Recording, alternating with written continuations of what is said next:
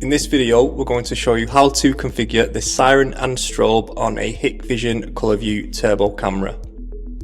You're first going to want to go to System and then go to Event.